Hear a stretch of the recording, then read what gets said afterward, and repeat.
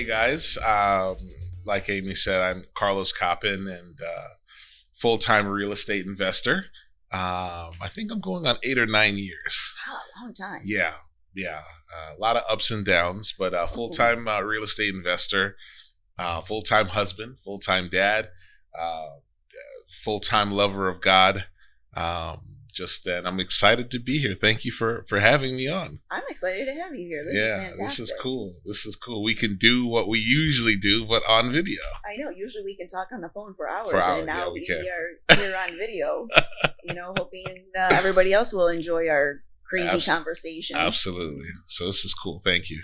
All right. So Carlos, let's start off the conversation with why did you get involved in real estate? Ooh, that's a good question. And my story, I think, is an interesting one. So before I got into real estate, you want the long story or the short story? Well, for time shortage, how about the Cliff Notes? We'll do the short story. So before I started in real estate, I had an IT company. Oh, I didn't know that. Yeah, okay. Yeah. I was a techie, and I actually worked full-time at a dental office doing their IT.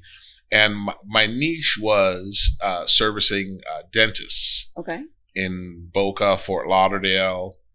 So I did the IT thing for 15 years. And IT it's a tough, thankless business. But anyway, Jordan Belfort, who's the Wolf of Wall Street, okay, was on a speaking tour, and he came to Fort Lauderdale, and the tour was about sales and how to become better at sales. So I figured, I'm in the IT business. It'd be a good idea for me to learn how to sell. This way I can get more clients. Right. So I paid my ticket and I go to the talk, and a really good talk. And at the end, he starts talking about real estate and investing in real estate with no cash, no credit. Right. So I said, this is interesting. So immediately that night I go home and I Google real estate, no cash, no credit, and real estate wholesaling popped up. And I just dived into it and I said, I want to do this. And it took me 11 months to get my first deal. 11 months. Hey, at least it wasn't a year. Yeah. Did it take you a year to get your first deal? My first wholesale deal, I think it took me about 8 months. Wow. And it was rewarding. Yeah. And actually it was with you. Really? Yeah. Remember the guys from Canada? We've done so many deals. Yes. Super nice. That was your first deal? Yes. Yeah. I was a part of your first deal. You were a part of my first deal. See? Yeah. Wow. I didn't know that. Yeah. It was Sunrise or? Yeah, it was Sunrise, right? Florida. Right. Yeah. Wow. Yeah, I had no idea. So yeah, it took me 11 months to get my first deal. And I got that deal. It was a for sale by owner. Okay. And I ended up flipping it to an investor in California. And I made $5,000. Cha-ching. I made $5,000 on that deal, and I never looked back. Good for you. Yeah, I never looked back. So yeah, I mean, like anything, ups and downs. But, what I love about real estate is it really affords me the opportunity to control my time. Right. When I was in IT, I would say I was chasing money, but real estate, taught me, don't chase money, chase time. Right. Time is more valuable than anything. Absolutely. And with real estate, when I was working and doing IT, Amy, I was working 15, 16-hour days. Wow. Right? I would leave the house at 7:30. On a good night, I'm home by 7:30. Usually it's by 8:30. We have 2 small kids. They're in bed by the time I get home. So you're not seeing your wife. You're not seeing your kids, not doing anything. not taking care of your health. Exactly right. So I come home, kids are already asleep. You eat dinner, you eat something big, and you sit on the couch, and you pass out. And it's like the quality of life was terrible. The next day, yeah. And it's just, so I did that for so long, and I'm like, this has got to change. Right. Now, real estate, and granted, it took time. Like I'm not an overnight success story by any means, but it took time. And now I wake up in the morning. This is COVID time, so I wake the kids up, get them ready, get them logged in. Right. I head to the gym. Come back home, eat lunch with my wife. Like, life is totally different. Right. Now I can actually spend time with my family, take care of my health, and do all of the things that mean the most, because life is short. So that it is. You guys don't chase money, chase time.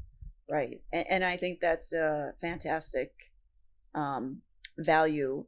And I hope everybody understands what Carlos is trying to say is you're never going to get these years back. No. You're really not. And 10 years ago, and I don't know if you know this, I got really sick. I had a tumor on my kidney, and this was right before we had my son. Mm-hmm. And that was a real wake-up call. And thankfully, there was no cancer, but that was a huge wake-up call. And I said, man, I got to get my life together. I got to start spending time with my family. I got to get my health together. And, it's been a journey, but I'd like to think that I'm getting it right. I think you are. You're doing good. Yeah. Thank you. Yeah. So Carlos and I have actually, done some deals together, real estate wise, investing wise. And it's nice for me to have somebody like you, because I can call you up, bounce ideas off you. Hey, what do you think about this price? Absolutely. And how would you value this deal? And Carlos and we've had some complex deals. Yes. I think in what we do, most deals, and you have those problem sellers and also problem investors. Right. That give you trouble. I remember Amy and I did a deal in Coconut Creek. Oh, yeah. With George, and you do whatever you have to do to get the deal done. We physically moved them out of the house. Yep. Amy found them another place. Amy found them a hotel. Yep. George and I think, didn't George pay for the hotel? George paid for the hotel. Right. And he and I put all of their stuff into the U-Haul boxes. Right. I went over to their house with boxes, physically packed them up. Yeah. Yeah. And because her husband was sick, so they couldn't do a lot, and they had a complicated issue as well. Yes. So we were just trying to help them out to move forward, so they basically weren't homeless. Yeah. Because that's where they were heading. Yeah, and the wife, she was a character. It's a very polite way. Yeah, I think I almost left her house one day in tears and called you up. Yes. Yeah. And I'm like, Amy, just hang on. We're almost done. We're almost there. Right. So, with Carlos and I, our goal is just not, getting the real estate and getting the deal done. I think our goal is also helping the seller. Absolutely. And helping the buyer. We never want to make sure that the seller has nowhere else to go. Absolutely. And I can tell you, I just closed on a deal last week, and you hit it on the head. It's really about helping people. It's not about money, and I don't want to sound cliche or fake when I say that, but because we need money to pay our bills, we need money to survive, but it's really about putting people first.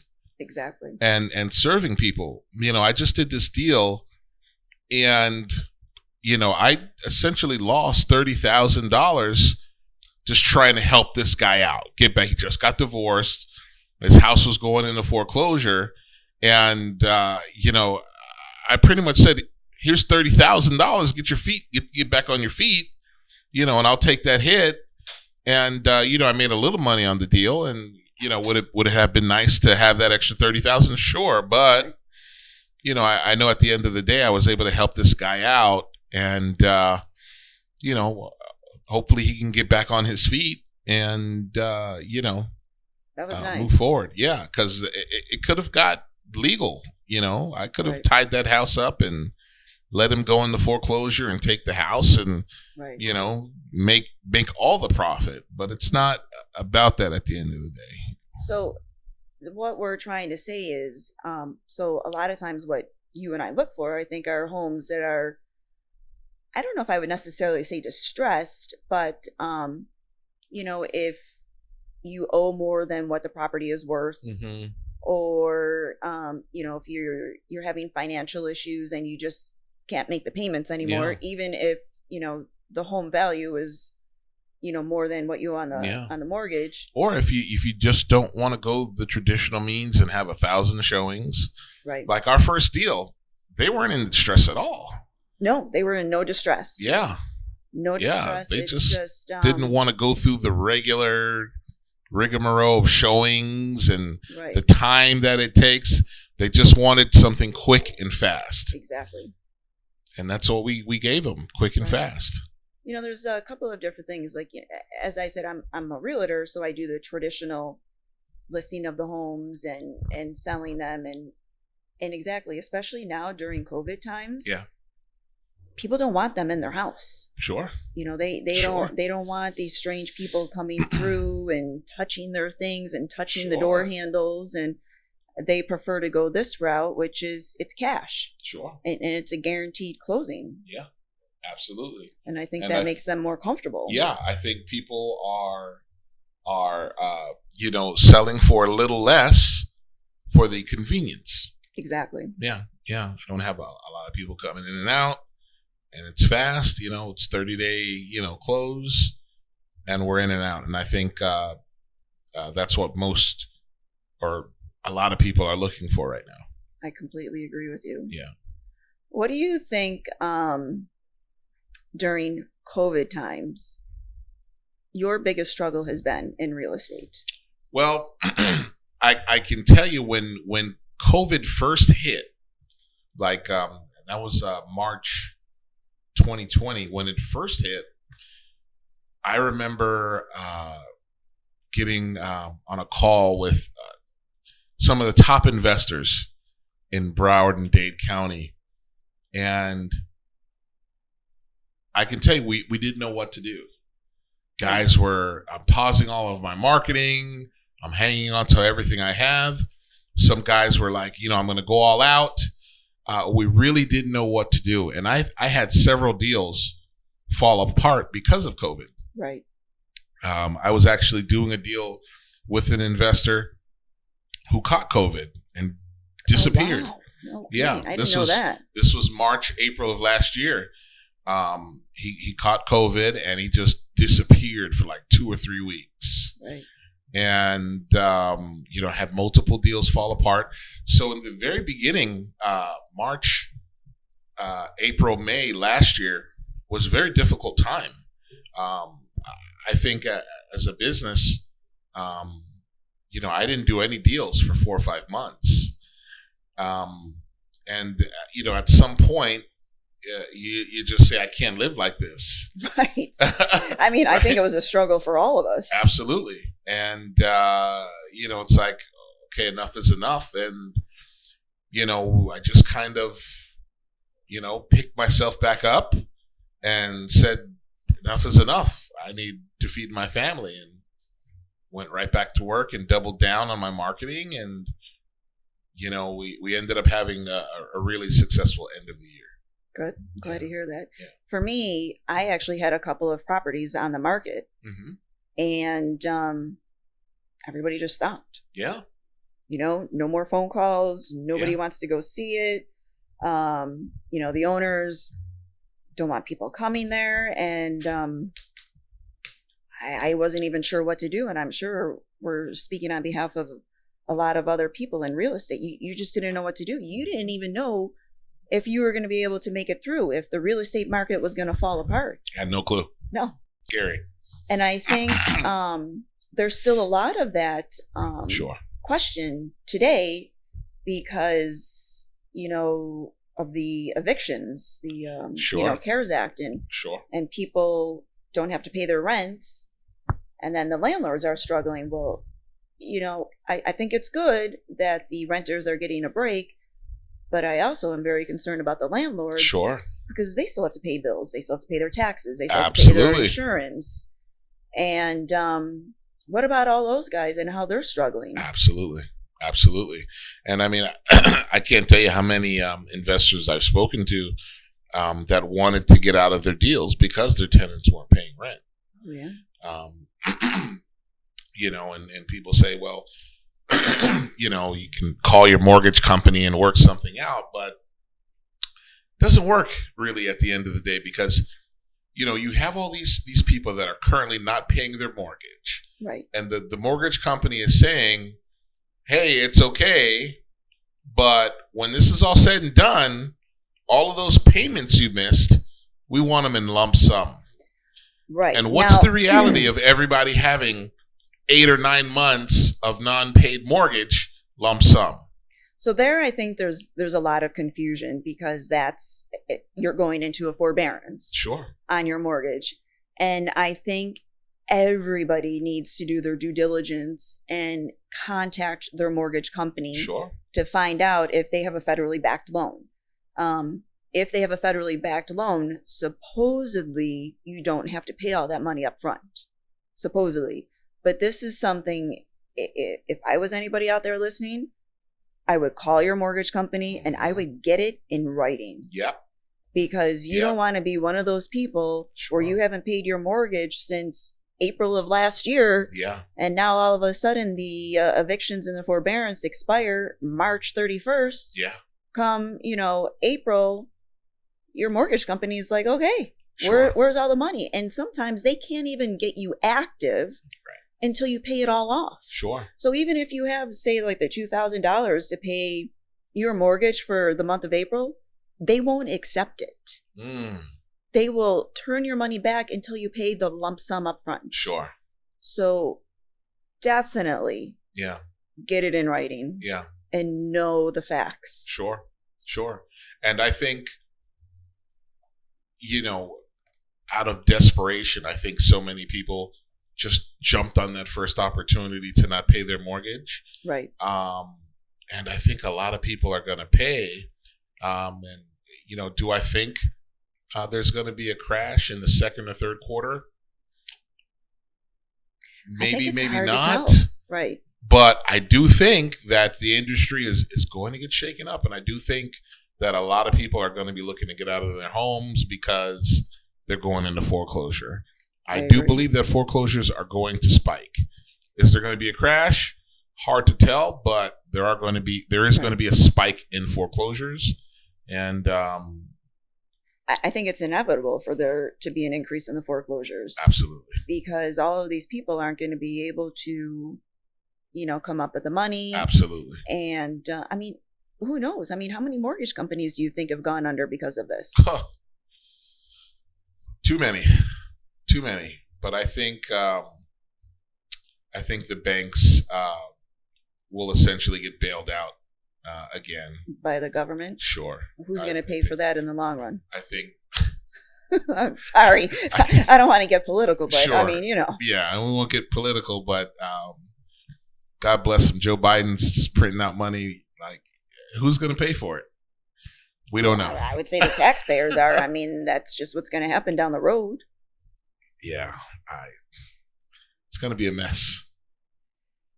Joe Biden's going to have a mess on his hands. I think his heart's in the right place, that he wants to help everybody out. Sure. And look, I see so many people who need help.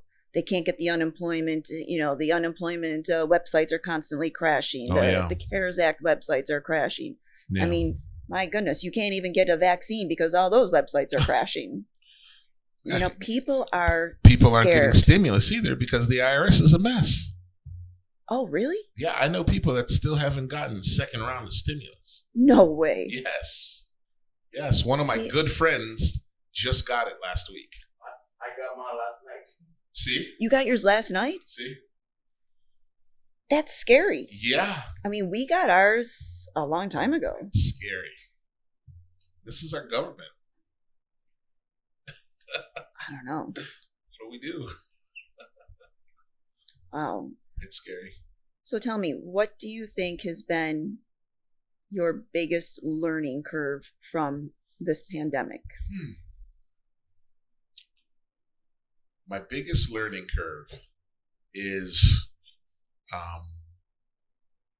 I think it's going back to basics.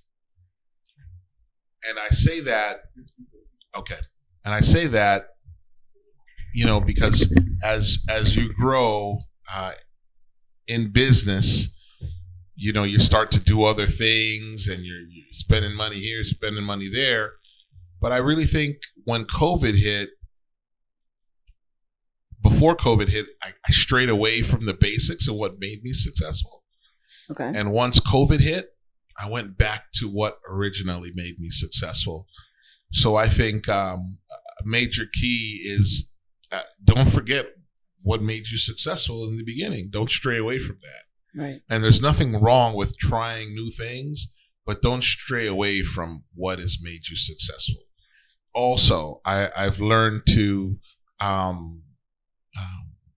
it's okay to partner, with other people and network, like we do. Right. And I was very reserved, and I would only work with a handful of people. And since COVID, I've sort of opened myself up, and I'm more willing to work with new people and people that I've never met. Of course, you got to vet them first, because this is real estate, and man, we got some snakes in the grass. Yes, we do. But it's unfortunate. Yeah, but I would say definitely collaborating more. Okay. Yeah, and getting back to the basics. Okay. Yeah. Do you think people are feeling gratitude for this, or do you think they're angry because of what's happening? I think there's a little of both. Yeah. Right? I think I don't think there's much gratitude here in the U.S. I think people have a me mentality.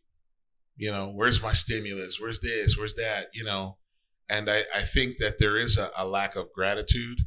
And I think as a country, we really need to humble ourselves more and support each other more. Whether you like Donald Trump, whether you like Joe Biden, at the end of the day, Trump was the acting president, and now Biden is, and we need to stand behind our presidents and support them and do the right thing as Americans. As Americans, there's the key word. We're all Americans. Absolutely. And we're all in this together. Yes, we are. Nobody asked for this to happen, and it happened. Yeah. Yeah. So now we have to all stand together and help each other out. Yeah, I think COVID has exposed a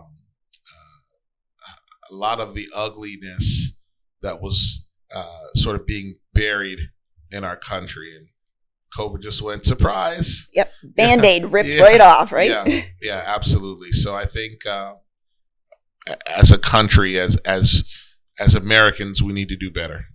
I agree. Yeah.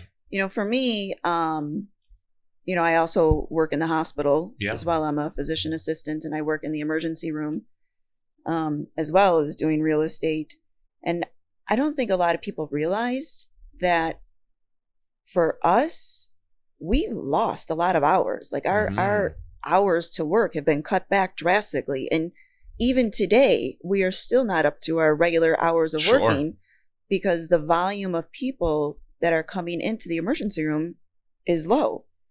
And it's because people are afraid to come in because of COVID. Wow. I mean, I can't even tell you how many people have told me, well, I waited a while because I didn't want to get COVID by coming here. Wow. And then it just so happens that these poor people, I mean, they're so much more sick because they waited so much longer. And I think a lot of people in the medical field, and I know people are going to think I'm crazy when I say this, we have all struggled financially because of this, Of course. and it's just not a pandemic that affected, the regular working people that well, actually the people at Publix, they made out. Yeah. Because they were busy, but it Publix affects, has been going strong. I know, right? Yeah. It's affected all of us. And, were you worried about getting COVID working in the hospital? oh, absolutely. I mean, I was surrounded by COVID everywhere. Yeah. And, eventually, I did contract COVID, but I did fine. Yeah. I was sick for 8 days and I was fine. And the crazy thing is, nobody else in my family got it. Wow. Just me. Do you think you got it at work at the hospital, or? I mean, that's my assumption, but who really knows? You go to Publix, you pick up food containers. I mean, you try to do everything the right way. Yeah. But do you think people really know where you can get it? Yeah. So I don't know. And I'm fully vaccinated now, and I'm very grateful for that. Yeah. And I hope everybody else has the ability to be vaccinated, and hopefully 2022 we can kind of have a normal life where we don't have to be distanced 6 feet apart and we all don't have to wear masks. It's crazy. I've met so many people during this pandemic, and the only way I'm going to recognize them is just by their eyes. It's so weird. So I was in the Publix the other day shopping, and of course, have a mask on. Right. And I walked right past my aunt. Didn't even know it. She's like, Carlos Jr. And I'm like, oh, hey. It's just hard to recognize anybody with the mask. I know, right? Yeah. So, another thing I kind of wanted to talk to you about too is why do you think the market is so crazy right now with low inventory? Yeah. Houses in, certain price ranges are flying off the market and everybody's buying. Yeah. I think this market is great for people like you and me because we're hustlers. Right. And because we can find those deals, and because inventory is low, if you put a deal out, people are jumping on it. And I'm selling deals in a matter of hours. That's amazing. It's just, I'm doing a deal in Fort Pierce. My first time doing a deal in Fort Pierce, and I ran the numbers, and it's a 3-2, and I'm like, man, this is a deal. So I locked it up and I put it out to my network. Within 4 hours, I had the contract and the deposit, and it's just like, and the deposit, That's amazing. Yeah, and that's just the kind of, because inventory is low. People need deals. People need houses. Yeah. It's, if you're a hustler and you know how to find deals, and you know how to build rapport with people and get those listing agreements, it's a great time. I agree. Yeah. I agree. It's just, and with this market, initially I thought, people weren't going to be buying houses. Yeah. Everybody was going to be holding on to their money. No. Because they were so afraid of what was going to happen. No. But I think with the also the interest rates being so low, historically low, Sure.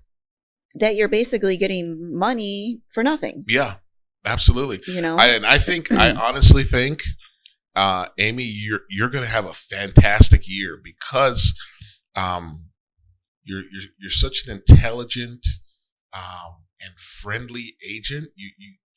You're so well spoken. Like, people just love you, and I think you're going to get listing contract after listing contract after listing contract, and you're going to do well on the retail side and on the investment side as well. I think you're going to have a phenomenal year. Well, thank you, Carlos. I appreciate that. I really do. And I think the best way to take care of clients, as I think you and I both do all the time, is just be upfront. Yeah. Don't hide anything. Just be straight. Just be honest. Upfront. Yeah. And answer the phone. Answer the phone, people. I can't tell you how many agents that you try to work with, and they don't answer the phone, Amy. I do not get that either. That's a thing down here in South Florida. It is. That's a thing. You call, you text. No response. No response. Yeah. I don't get it. That is a thing. The other day, I called an agent to show a property, and the agent said to me straight up, I don't take anything over the phone. What? I was kind of like, I'm sorry? What? Oh, follow the rules in the MLS. I said, there are no rules in the MLS. I said, I can't book it through showing time. Yeah. So I have to call you. He's like, no, it said you have to email me. So email me the request only. I go, even though I'm on the phone with you? Just backwards. Yes. And then just rude and hung up. And in my mind, I thought, Wow. You know what? If my clients didn't want to see that house, Yeah. I would just keep walking by. Sure. You would have said, forget it. Forget it, because I don't want to deal with the agent. Yeah. And the person who suffers is the owners of that property. Absolutely. Absolutely. I was so shocked. Absolutely right. Yeah. Yeah. I just don't get it. I don't get it either. Yeah. I just don't get it. But that's how people are these days. Sure. And that's, if you're out there and you're an agent and you want to be successful, answer the phone and hustle your butt off. Right. Talk to as many people as possible and just don't be lazy. I think that's the key. Don't be lazy. And I think for those people out there who are struggling, the homeowners, first thing and foremost, if I were you, I would contact your mortgage company. Absolutely. Get the facts. And get them in writing, like you said. Get them in writing, get the facts. Yeah. And if you're scared you're going to lose your house, you need to do something, because the worst thing that can happen on your credit is foreclosure. Foreclosure. That's a 7 to 8 year burden that will just lock you up. Destroys your credit. Yeah. You may not even be able to get a rental because of that. Exactly. I think short sales, it's not ideal, but sometimes you don't have a choice. Right.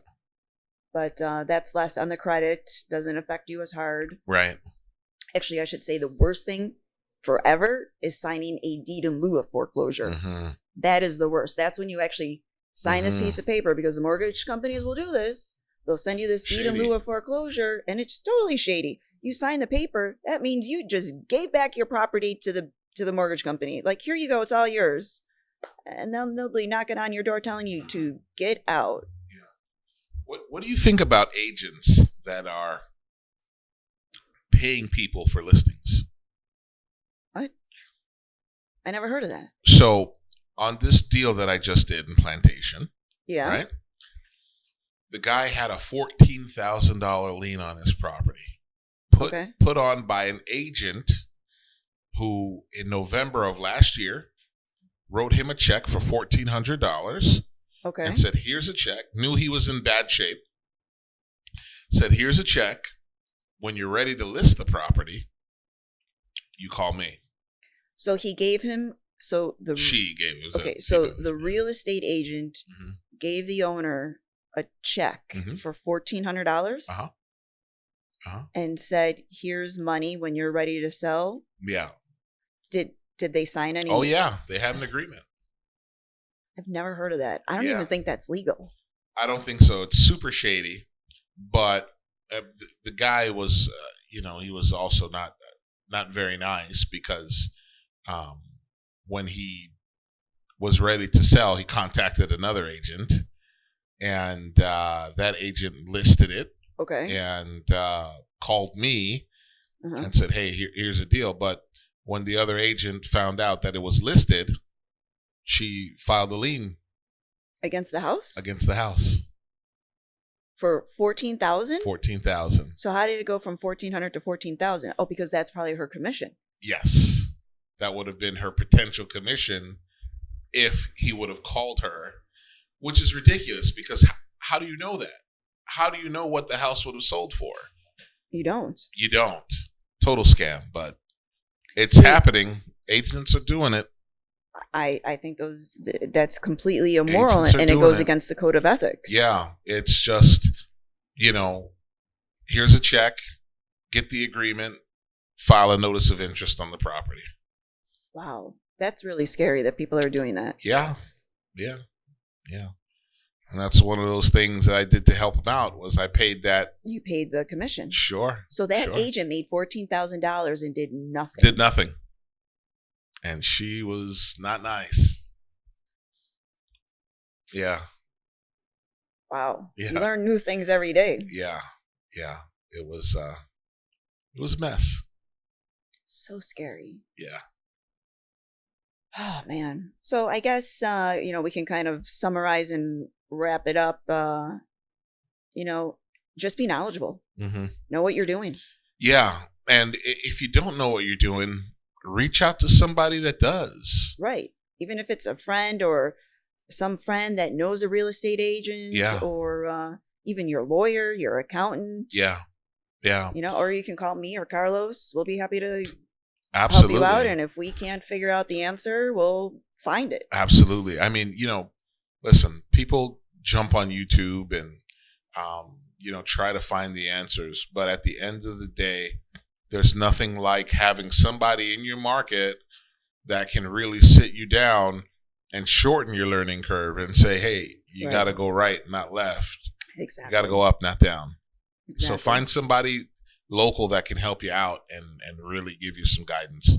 That will, trust me, it will take you places. I completely agree. Yep. All right. Yeah. Thank you for having me. Carlos, thanks for coming by. I really enjoyed this. Yeah, this was fun. I had a lot of fun. We're going to have to do this more often. I'm here when you need me. Versus just, meeting at properties and right? taking Talking videos and talking on the phone all the time and be like, hey, how do you think we should assess this one? Yeah. This was a ton of fun, and thank you to Jason behind the camera. This has been quite the experience. That's I've never been LJ Media. All right, so Carlos, when you reach out to somebody, you connect with an owner, how do you analyze the deal? Like, how do you analyze the value? That's a good question. And in my business, speed is a necessity, right? If somebody rings my phone and says, hey, I want to sell, I need to be able to evaluate that deal and get them an offer within a few minutes, usually while they're on the phone. Wow, that's quick. Yeah, usually while they're on the phone. So what I do, and this is just a quick and dirty form of evaluation for me, mm-hmm. is I get the address and I go to Zillow. And Zillow, 9 out of 10 times, not 9 out of 10, maybe 6 out of 10 times is not correct. Mm-hmm. But I love to use it as a base point. Okay. So I go to Zillow and I get an idea of what Zillow is telling me the property is worth, right? Then I take that estimate, that Zillow number, times 0.65, because I want to pay 65 cents on the dollar. Right. 50 to 65 cents on the dollar for a property. So I times that by 65. I subtract what I think the property is going to cost to rehab. Okay. Okay. And I get that number from, talking to the seller. I say, hey, what kind of shape is the property in? And, what do you think it's going to cost me to rehab it? That number they give you is usually wrong all the time as well. Right. Right. But I get that number, and so I got the ARV, the Zillow's estimate, times 0.65, mm-hmm. minus repairs, minus what I want to make on the deal, and that's usually my offer. Okay. 9 out of 10 times, they do not accept that. Right. Why do they not accept something like that? Because it's too low, and that's not what they were thinking about. Right, because they have this number in their head. Sure. And the majority of the time it's inflated because they think they can get market value. Absolutely. So their number's inflated and my number's too low. Yours is Let's deflated. Yeah, it's deflated. So now we got to meet in the middle. And that is when, you can really get yourself some time to really evaluate the deal. Right. And I'm not a realtor, right? So I don't have direct access to the MLS, but I can always call you and you can run comps for me. But what really helps me, and I think is super fantastic, is the county property appraiser website. Absolutely. So I'm in Dade County, Broward County, Palm Beach County, and just doing a deal in St. Lucie County. We're going to add the link in the description. Oh, okay. Oh, okay, perfect. So, and we'll add the link in the descriptions. But the county property assessor websites are phenomenal, showing you recent sales. Right. The updated one is great. Updated ones that the MLS doesn't even have yet sometimes. Right. Right? In the subdivision, and you can go out sometimes a mile or two.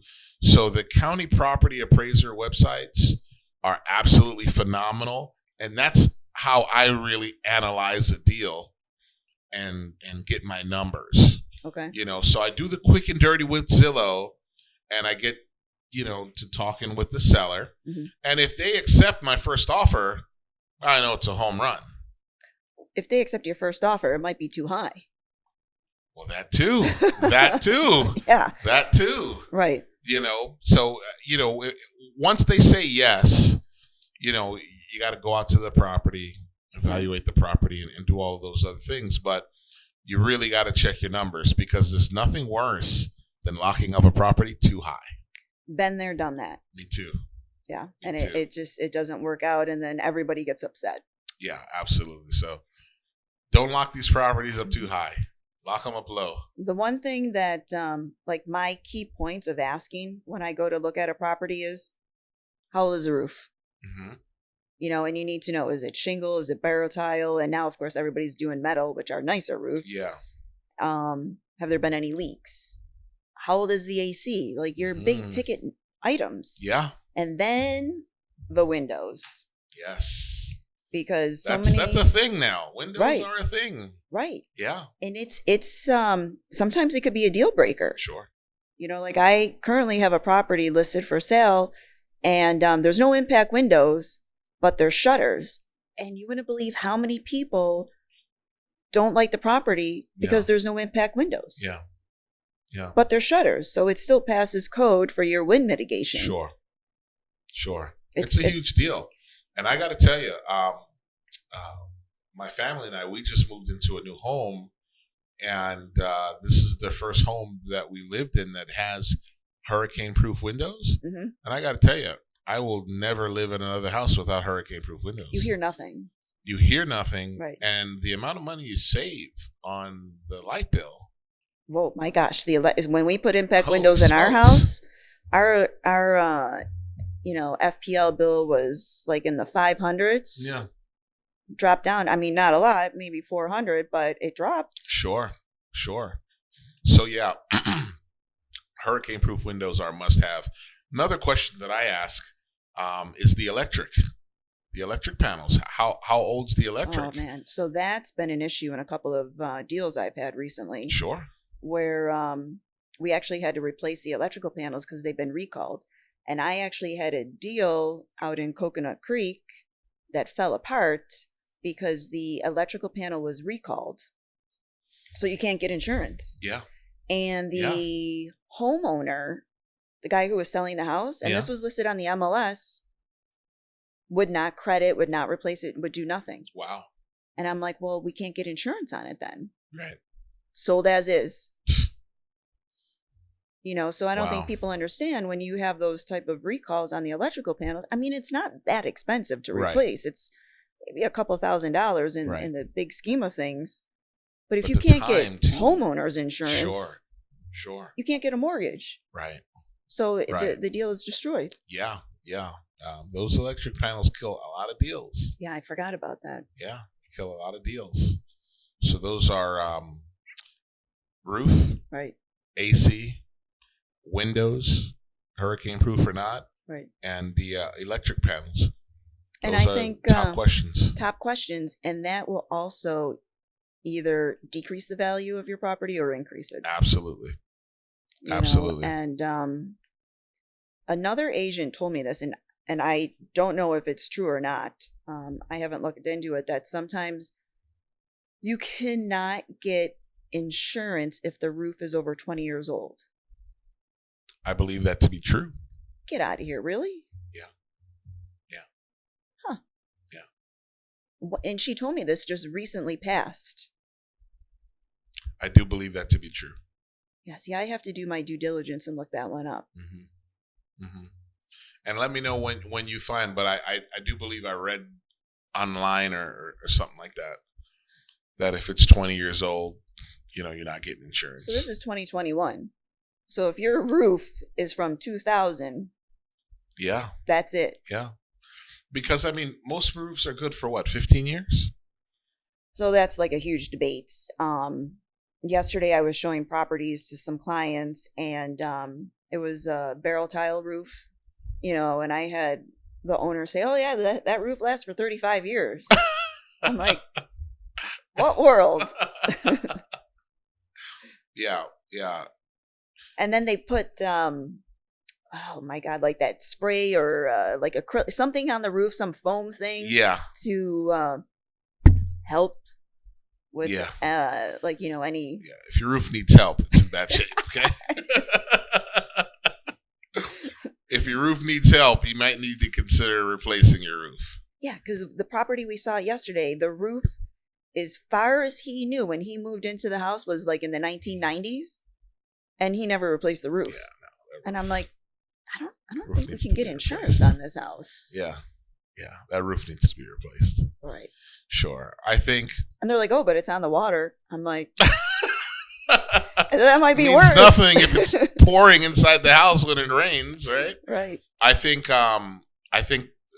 15 years is that guideline. So if you're on the phone with a seller and the roof is around 15 years, then you really need to do some research to find out what the condition is and can it be insured. Right. How about when somebody tells you the AC is 12 years old, but it's been maintained? Yeah, usually that I'm no thinking issues, but it's been maintained. Yeah, I'm thinking that needs to be replaced too. Right. Sure. Yeah. I think you have to deduct that off the price. Oh, absolutely. Absolutely. It's going right off. Right. AC's 10 years old. Okay. I need to replace that. Right. That's what I'm thinking. For sure. And the other thing I just was starting to do some research about is water heaters. So you know how many people don't even care about these old school big water heaters that we have? They're like, oh, don't worry about the water heater. We're going tankless. Okay. And to be honest, I don't know enough about tankless water heaters. I really don't even know how much they cost. Yeah. But I'm seeing it in a lot of properties and people talking about these tankless water heaters. Yeah. Yeah. I don't know much about the tankless water heaters, but what I do know, because I've seen it happen, if you have one of those old water heaters, man, those things, they burst sometimes. And oh my gosh, that could be a mess. That's a problem. Yeah, because now you have internal water damage. Exactly right. And you know what you need for that? Flood insurance. Mm-hmm. Sure. And a lot of people don't have flood insurance because they don't live in a flood zone. Sure. But they don't realize that if you actually have a water leak in your house, that's flood insurance. Yeah. Yeah. That happened to a friend of mine. That's a good key you just gave. Yeah, they had a water break inside their home. No flood insurance. No bueno. And now they have they had 2 feet of water in their first floor. Wow. And they can't move back in because now they're fighting with the insurance company. Wow. They had to hire a lawyer, adjusters. And it just gets nasty. They have not lived in their home since. And they're paying the mortgage still. Of course. Sure. And HOA fees. See? And they don't even live there. Yeah. Yeah. It's a tricky, That reminds me of the Chinese drywall. You remember that whole thing? It was huge out in Parkland. Oh, yeah. A doctor friend of mine got involved in the whole legal thing. But yeah, they were paying the mortgage, not even living in the house. And, That wasn't that long ago, right? No, that was 5 years ago, 6 years ago. So what happened? These builders just used Chinese drywall, and Yes. what was wrong with it again? Some sort of chemical? Some kind of chemical, and people were getting sick from the chemical in the drywall. So, there was like this huge class action lawsuit, Right. and there was a huge court battle. And in the meantime, people couldn't live in their homes because of that. The Chinese drywall was making them sick. Right. So once the people won the lawsuits, contractors had to go in, rip everything out. I mean, that's drywall. Absolutely. That is your house. That's your house. You're going back down to the studs. Oh, absolutely. So it takes time. That's a lot of money. And meanwhile, all of that's happening, people are still paying their mortgages. That's awful. What a mess. Yeah, because obviously you can't get insurance on that. Sure. Because I remember seeing a couple of properties for sale in Parkland, because it was huge out in Parkland for a while. Yeah. And it had Chinese drywall. And the house was like super cheap, even though it was like, 6-bedroom, 6,000 square foot house, because it had Chinese drywall. Sure. And it had to be a cash only deal. Yeah, no. You got to just rip all that stuff out. Man, that's a start mess. over. What a mess. The things that we've gone through. Yeah. The one thing I do believe, though, is I don't think this housing crisis, even though we're not really in a crisis, is going to be anything like it was, back in 05, 06? Yeah, no. I don't think things will ever get that bad again because, people were out of control. Banks were out of control. Consumers were out of control. People were just... Everybody was out of control. Right. Everybody involved in the deal, doing a real estate transaction, from the bank down to the agents, down to the homeowners. Right. Everybody was out of control. Right. And, I think they've set certain things in place for that to never happen again. But government-wise, checks and balances. Sure. But crashes can still happen. They just won't be as bad as that one. Right. A lot of banks went under for that too. Oh, yeah. Didn't some people get arrested? Forging documents, right. Banks are doing. Banks are stealing. It's crazy. Crazy time. I think we will have some sort of, as you said before, dip. Correction, yeah. Just because of everybody being in forbearance with the potential of the increase in foreclosures and short sales, but I don't think it's going to get back to the way it was. Because I know a lot of people have said to me, some buyers, I'm going to wait. I'm going to wait to buy. The market's too high. The prices are going to come down. The prices are going to come down. And to be honest, I thought, the prices are probably going to come down when the foreclosures start to kick in. But it keeps getting pushed back and pushed back and pushed back. Sure. And I don't think, everybody's waiting for, the prices are going to go down. But I don't think they're going to go down drastic. I don't think they're going to go down drastically. No, I don't either. I think there will be more inventory, but I don't think, it's going to be a drastic. Prices will dip, but I don't think it's going to be a drastic. So if you're listening to this podcast or watching, it's okay to buy. Just make sure you're buying a deal. Right. Just make sure you're not paying too much money. Yeah, make sure you're not overpaying. Like find the deal. Right. Get the deals are still out there. Make sure your agent or whoever you're working with does their due diligence and have them present you with the comps. Sure. Yeah, make sure you're getting the deal and don't be desperate. Because I think when you're desperate, you make silly decisions. Right. Yeah. Exactly. Pace yourself and find a deal. You'll find a deal. Right. Yeah. What about selling? Get as much as you can. But also, be realistic, right? Like, your house can't have no upgrades, but you want the upgrades sales price. Exactly. Be realistic. Right. Do what you can to make the property nice, but be realistic. I think that's hard for homeowners because they have such an emotional attachment to the house. Sure. And that is where a good agent comes into play. A good agent will say, hey, Mr. Smith, listen, I know you're looking at the comps down the street that sold for $500, but they had granite, upgraded kitchens, a nice pool. You don't have that. So I think if we had more honest agents that kept it real with these sellers, properties wouldn't sit on the MLS as long as they do. But as an agent, it is hard sometimes to have these sellers listen. I can imagine. Because, Mr. Joe Smith down the street sold for this amount of money, and I want that same amount of money. Yeah. Okay, but their house is more modernized. Yeah. Yeah. Not saying, not even discussing about the roof or windows or anything, but like, right now everybody wants the white, the clean lines, crown molding's out. Nobody cares about crown molding. They want like the white really kitchens. Is out now. It is. It's out. Yeah. Yeah. People want the gray floors and. Yes, they do. And it's just, that's what people want. Yeah. Yeah. And I'm not even seeing a lot of people with granite anymore. It's quartz. Quartz. Yep.